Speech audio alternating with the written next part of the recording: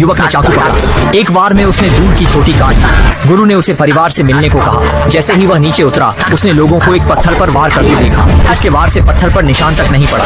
अगुआ बोला, यह शिला कठोर काले लोहे की है। जब सब चले गए तो युवक ने उत्सुकता से आगे बढ़कर पत्थर की कठोरता परखनी चाहिए।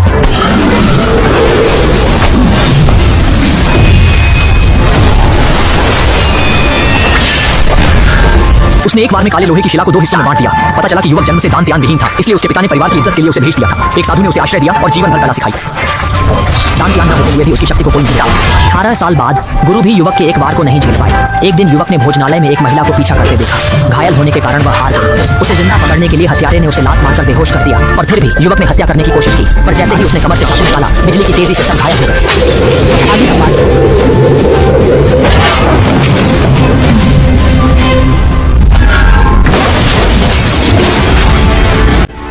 का नीचे उतारा। घर लौटने पर गवर्नर ने छोटे आग का धन्यवाद किया।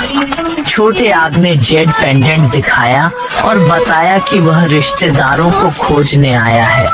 महिला का चेहरा बदल गया क्योंकि यह वही पेंडेंट था जो उसने अपने बेटे को दिया था। पति ने छोटे आग को रोक दिया और कहा कि उसे कुछ दिन ठहरने दिया जाए। माँ बेटी को चेतावनी दी गई कि अगर वे छोटे आग के साथ पहचानेंगी तो उन्हें घर से निकाल दिया जाएगा।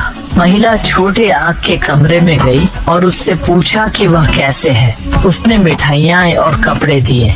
तभी गांव परिवार के लोग आए और हंगामा किया। उन्होंने चुनौती दी और लड़ाई शुरू हुई। गांव कांगलान ने मूठ पकड़ी और एक बार में जीव हुआ की बांह पर चोट की। उसके तलवार चलाने के तरीके का मजाक उड़ाया। बड़े भाई ने एक बारीकी देखी और लाई पिंग से कहा कि उसके हमले से बचकर उसके बाएं पैर पर वार करे, पर यह विरोधी की जानबूझकर छोड़ी गई कमजोरी थी। निर्देश मिलते ही लाई पिंग ने उसके निचले हिस्से पर हमला किया, पर विरोधी उछलकर उसकी तलवार पर पैर रखकर एक लात में उसे अखाड़े से बाहर फेंक दिया। बड़े भाई कूदा, उसे लगा लाई पिंग की ताकत कम थी। फिर उसने गांव कांगलान पर हमला किया। गांव कांगलान ने उसके बाएं पैर पर हमला किया, पर विरोधी ने आसानी से बचाव किया और पलटकर एक बार में उसे अखाड़े पर गिरा दिया। छोटे लड़के ने विरोधी की कमजोरी देख ली थी। उसने जानबूझकर अपना सामान गिराया ताकि बहन को संकेत दे सके और कहा, अब मैं स्वर काटते समय हर 3 बार के बाद एक बार सांस लेता हूँ। लगातार काम करने से उसकी कोहनी को अब जोर नहीं पड़ता था। बहन तुरंत विरोधी की तलवार चलाने की तकनीक समझ गई। गांव कांगलान हर 3 बार के बाद शक्ति खो देता है, यही हमला करने का सही समय है। ये सोचते ही उसने तुरंत बड़े भाई को याद दिलाया कि जब विरोधी 3 बार कर ले और ब्लेड थोड़ा सा हट जाए, हटने लगे तो वह उस पर हमला करे। बड़ा भाई हारने वाला था, इसलिए उसने बड़ी मालकिन की बातों को आजमाने का फैसला किया।